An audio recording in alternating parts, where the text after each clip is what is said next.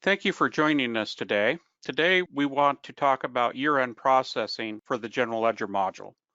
Generally speaking, year-end processing in the modules in Sage 100 are no different than processing any other period. But the General Ledger module does have some options that you need to be aware of that can take effect during the last period of the year. So let's take a look at our agenda.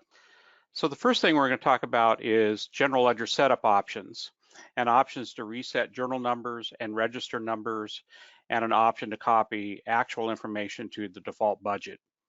Then we're going to look at a couple of places in account maintenance and how an option affects non-financial accounts. So here we are in Sage 100. I'm just going to go to the General Ledger module, Setup section, go to General Ledger Options. On the Entry tab, there are options for resetting journal numbers during, journal numbers and registered numbers, and one of these options is resetting these journal numbers and registered numbers during year end.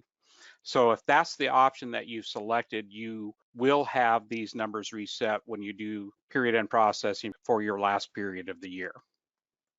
On the Budget tab, there's also an option to copy actual information to the default budget at year end.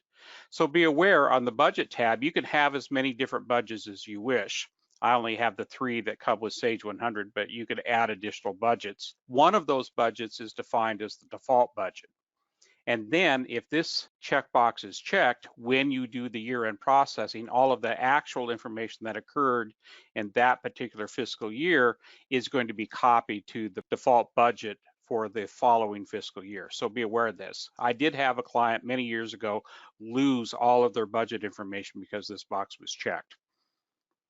Back on our agenda now, we're going to take a look at a couple options for non-financial accounts.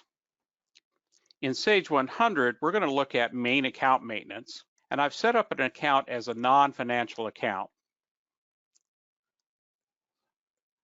And I've defined it as headcount. For non-financial accounts, there is also an option to clear balances, which means when you do the year-end processing, whatever balance is in that account will be reset to 0.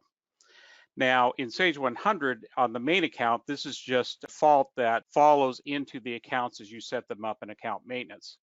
So we'll go to account maintenance and take a look at that. That's really where it matters. So I'll do a look up here. Once again, go to my last account. And as you can see, for the specific account, you have the option for clear balances. And if that is checked during year-end processing, the balance will be reset to 0.